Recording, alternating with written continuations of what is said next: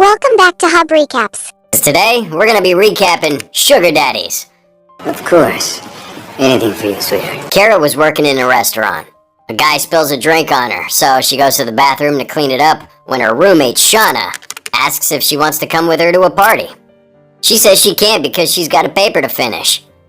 Now, Kara's boyfriend, Justin, surprises her at work, and the two go outside where they make out before an older man in a fancy car pulls up in their restaurant.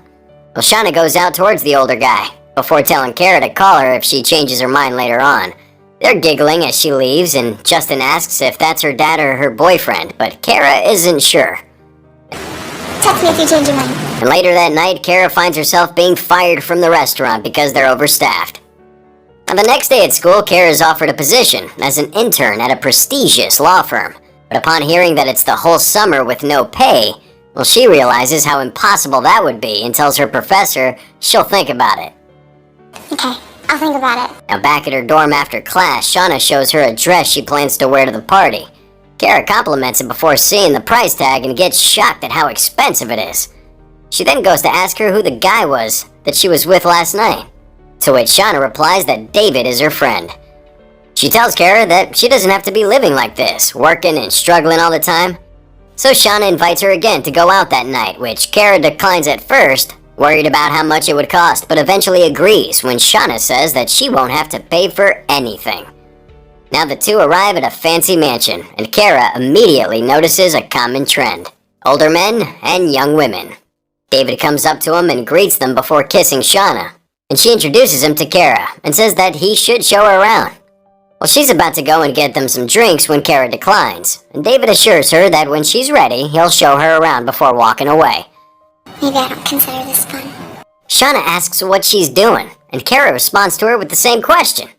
She calls the place a meat market, which annoys Shauna, who in return says that the place is a lot classier than that, and so are the men compared to frat boys.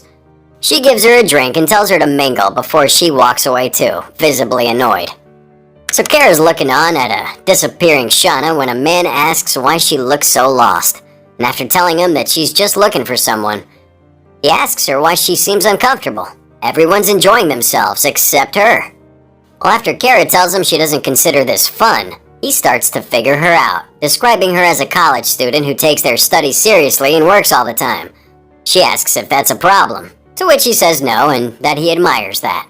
He tells her that he was once in the same position as her, but now he's in a position to help others. She asks him who he is, and he introduces himself as Grant Zagger. She says her name before rejecting his help and walking away. His bodyguard comments to him that she's not ready, and he agrees before saying how he loves a challenge. I don't need your help. Now at the bar, Leia recognizes her and asks her what she's shopping for, but Kara feels disgusted. She says she's not shopping for anything and that her roommate brought her here. The girl asks if her roommate is Shauna before telling her that if anyone can teach her how to play the game, it's Shauna. And then Kara proceeds to leave. And when she gets home, she walks in on her mother, seeming down after a bad phone call. She asks what's wrong, and she's told that the insurance company denied their claim, and that they lost the fight. Her dad walks in and she hugs him before they go to his restored car, and the two talk about the insurance situation, which her father tells her not to worry about. Then they get into the car and drive off. Now the next day, Kara and her boyfriend talk about the progress of her job hunt before getting interrupted by a phone call. It's Grant. She asks him how he got the number, and he tells her that Shauna gave it to him, to which she gets annoyed. He tells her that despite her annoyance, she now has his number, and hopefully she'll call, because everyone needs some help. You have my number now. Well, she confronts Shauna later on, but her anger quickly fades as she gets curious as to how this all works. She tells Kara that all she has to do is simply make herself available to David, and he pays her tuition and buys her gifts in return. It's a win-win situation. Well, Kara's unsure, but Shauna tells her to give it at least one try before making a decision because if she enjoys it, her problems will cease to exist. So Kara makes up her mind and meets Grant at the airport, where the two fly off to San Francisco for dinner. Well, this is already blowing her mind. Now during dinner, the two are talking, and she's slightly uncomfortable about the intimate nature of some of his gestures. It gets awkward when she compares Grant to her father, something he notes and hopes that she doesn't do again. You're just like my dad. He continues to ask her how she's paying her tuition, and she answers that her parents are helping her. After she tells him about the car accident and how much they need to pay for the hospital fees, he shows her a check of $5,000 which she could get every month if she agrees to what he's asking. Well, she tells him she already has a boyfriend, and he explains that they both have lives that could be enhanced by a special relationship. Eventually, he tells her to think about it. So the next day, Shauna and Leia are asking Kara how the dinner went. She tells him that it was fine, and when they find out where he took her, they were shocked. Shauna goes to ask if they made any deal, and she tells them that she still hasn't decided. And then they try to convince her to do it, knowing that it could benefit her. He actually was a gentleman. So in class, she can't stop thinking about Grant and their deal. Her professor snaps her out of it, asking if she can do the internship, to which she says yes. So that night, she leaves the house, gets into her car, turns off her GPS tracking, and continues to Grant's house. After she pulls up, Grant greets her at the door, and the two go inside. Now while they're sharing a drink, Grant jokes about sleeping with her, but tells her that he's not going to force her to do anything that she doesn't want to do. He tells her to relax.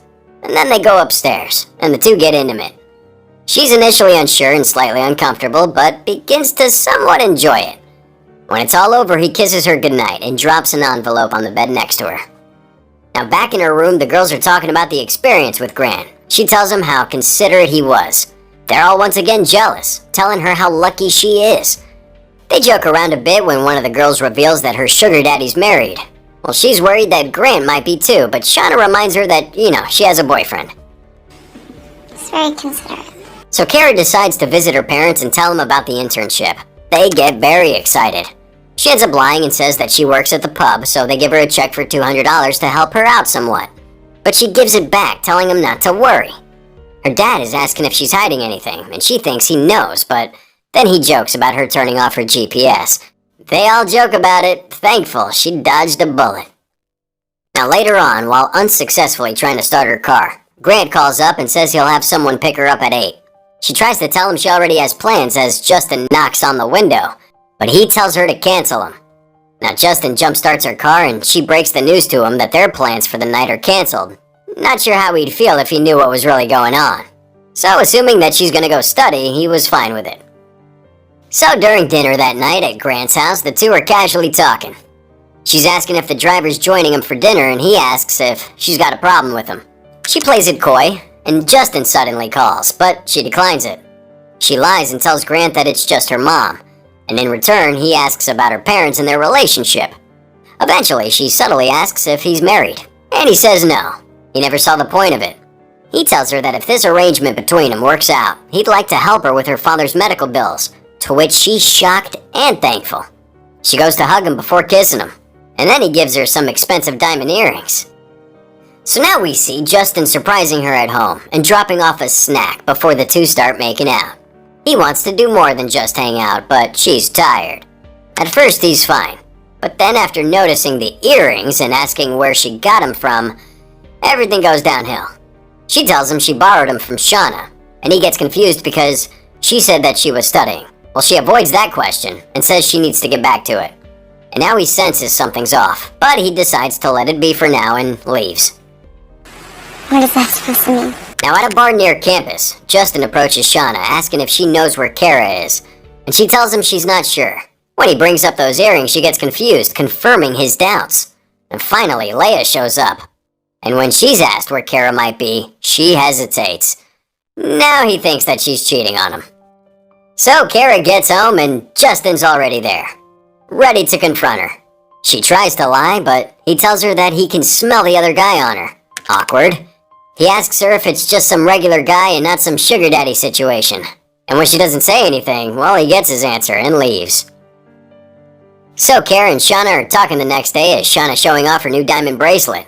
She says that her new sugar daddy has husband potential, which shocks her because she thought this was just to get money for tuition. She calls Shauna a gold digger, but Shauna retaliates and says that she's no better. I thought you were just doing this to get through school. So now Grant takes Kara to his place that night, and as they drive, he realizes that she's upset and tells her he plans to change that. When they get to his home, he asks what she thinks of his new wheels, and she tells him it's nice, to which he says that the car is hers. Well, she's shocked again and the two get intimate and sleep together. And after they finish, she asks him his age. So the two get playful as he tells her he's not revealing his age. And she says she'll keep on asking until she figures it out. But now the atmosphere turns serious when he reveals that he has a kink for being choked. He explains it to her and later writes a check for her father's medical bill, saying the check is hers if his needs are met. Yes, it would. So on the way home, she zones out, thinking about everything, and crashes her new car. She asks her dad to help her fix it, explaining to him that it came like that and that's why the car was so cheap. It's her father's birthday now, and they celebrate in the backyard. After he gives a big speech, Grant calls and doesn't stop calling, even though she's sent the calls to voicemail. She eventually answers, and is told to leave and get to the club so she can be there with him. Well, she tries to reject that plan, telling him that she needs to be with her family, and he reminds her about their arrangement. But she tells him no, and cuts the call. Now when Kara sees Shauna, she apologizes to her and tells her that she's not sure she can do this anymore. Shauna advises her not to quit just yet. Now on the next day, Leia asks her for $500, but she doesn't have the money. So she asks if she has anything to pawn, and she remembers the earrings Grant gave her. I have some earrings. Meanwhile, Kara's dad finds the paperwork for the car and realizes who the owner is. He goes to the bar near the campus that night to confront his daughter, and when he asks the manager where Kara is, the manager says she doesn't work there anymore. Now Kara goes to Grant's place that night, and he tells how disappointed he is in her. She tries to make it up with him and is successful at first, but then her dad shows up. Now Grant and Kara's father have an altercation which eventually results in Grant being punched. He screams at his daughter, basically calling her a prostitute, and after he leaves, she goes to check on Grant, but he tells her that it's over between them. He's taking the car back, and worst of all, no medical fees will be paid off. Unsure of what to do, Kara's advised by Shauna to tell Grant she needs him, and make him feel like he's wanted in order to win him back. So she goes to the club and Leia's there, wearing the earrings. She finds Grant and tells him that she's made a mistake, and asks him to let her prove herself again. I missed you. Well, he says to get her friend and come to his place to prove she's willing to do what it takes. So Kara and Leia go to Grant's place. He greets him and tells him to have a drink before meeting him upstairs. Kara doesn't think she can do it, but Leia tells her to take a pill and get with the program. She goes upstairs and starts before Kara joins.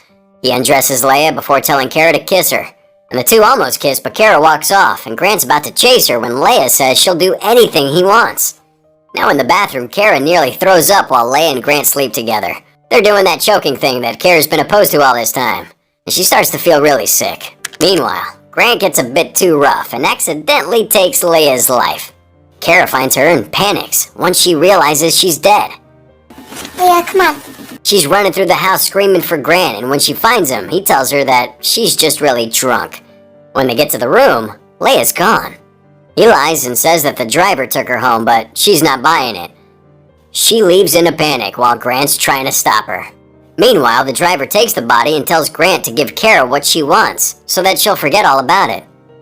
And when Kara gets back, she tells Shauna what happened, but Shauna doesn't think that there's anything to worry about. Kara keeps trying to explain that it's a problem, but Shauna insists that she's on drugs, so she was probably imagining things. And Leia is known to go on long benders. So Grant tries to get a hold of Kara, but she's not answering his calls. So he shows up at her school, and she's forced to see him. Now in the car, Grant gives her a check for $100,000, thinking it'll shut her up, but then she spots the earring on the ground. She rejects the money and grabs the earring and tells Grant that she'll call him and proceeds to leave. And when he looks at her, she struggles to look back. Well, he knows that she's fully aware of what really happened, but the driver assures Grant to not worry and that he'll handle it. Kara again tries to tell Shauna about the earring, but she's still not convinced. And when Kara threatens to go to the police, Shauna says it'll ruin the whole thing for everyone. She asks if she really thinks he killed her. And when she walks away without answering, Shauna thinks to herself that, well, maybe he did kill Leia. Now that night, Kara turns on her GPS and her father notices, wondering if she's okay.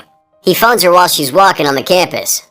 And after she says she's fine, the driver comes out of nowhere and drugs her, before hanging up the phone. Dad, you still there? Well, he goes to check to see if his daughter's okay and tracks her. And Kara wakes up in the trunk of a car, unaware that her father's following him. The driver eventually pulls up to a garage and prepares a sedative, while Kara tries to free herself of duct tape. And when he opens the trunk, she kicks him in the face and runs away. She's hiding in the garage while the driver searches for her, readying a gun if he needs it.